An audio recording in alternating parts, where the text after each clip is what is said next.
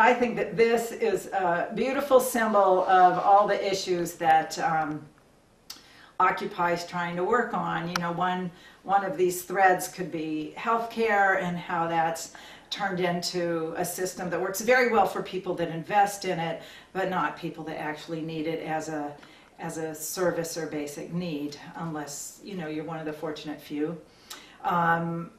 An educational system, particularly higher ed, but even the K through 12 are being basically starved, dismembered, as it were, by cuts that are going to war. There's always enough money for war. There is not always enough money for education and health care. Shelter is another basic need. Food is another basic need. And I just feel like I'm actually not a socialist. This is why I know that it would be difficult to get consensus, because a lot of people are. But I do feel there's a lot of ways of organizing for human basic needs that probably look more like socialism than they look like certainly what the capitalism that we have today. And so I would like to dispense with all of these categories and just figure out what's efficient, what's effective, and what makes sense in the long term, because we cannot keep, quote, growing the economy forever and ever without having a disastrous explosion. We would be like the slime mold that takes over the entire globe in the old horror films. You know, you don't want something that grows forever. There's got to be this seasonal up and down, and we adjust. So anyway, I think that this shows how intertwined all these issues are, because you can't fix one without fixing the other.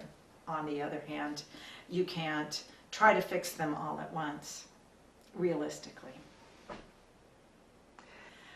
Well, I actually grew up in a family where all the men had all been in the military, and my grandfather had even been a career military person in the Army Air Corps. But I also grew up with the Vietnam War looming. I was maybe 7 when we invaded Vietnam, when we went to war, and so I grew up with that war not ending, and the civil right, or the Equal Rights Amendment, was also on the table, and we fully expected that to pass. And we also expected that when it passed, Congress might do something about the draft, because it was going to apply to women as well. And there's no way, I thought, that these grandfathers that were in Congress would send their granddaughters to war.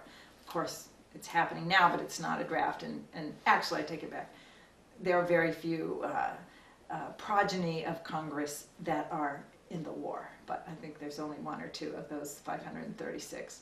But in any case, I grew up believing that there was a very good chance that I could be drafted as well. So for the last 5 or so years of the Vietnam War, I had to think, would I do this? Could I do this? And I knew that I couldn't. And I tried to find out, well, what was the war about? And nobody could even give me a good reason why we were there fighting. And I just in my gut and in my heart and in my mind, I could not find a single reason why I would go risk my own life, risk my life and limb, and use this to kill people that I wouldn't even know why I was there. So I spent my high school years thinking, Canada or jail, Canada or jail. I didn't know the word pacifist. It certainly wasn't ever on the evening news. And so I didn't know that there were other people like me, but I knew that I could not go to war.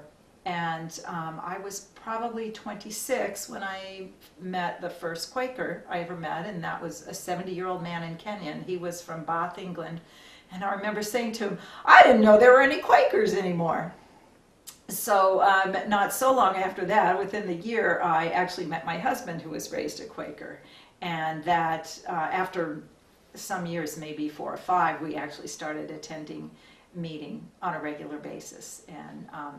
And I also attended my first Fellowship of Reconciliation conference in Seabeck, Washington in 1996. And that introduced me to a community of people, aside from the Quakers, that's an ecumenical and interfaith community that's involved in pacifism.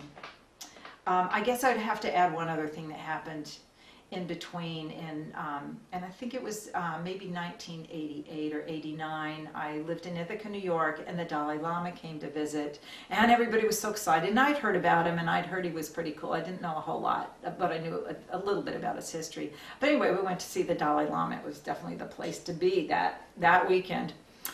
And he planted the first, really fertile seed that grew in me of comprehension of what nonviolence was about. And he told the story of being 11 years old and the Chinese army invading Tibet, and he was in charge of his people, and he saw these people coming in, and they were shooting, and they were raping, and they were burning, and they were destroying things, and he said, and I felt so sorry for those people, the Chinese soldiers, because they have to live with what they have done their whole lives.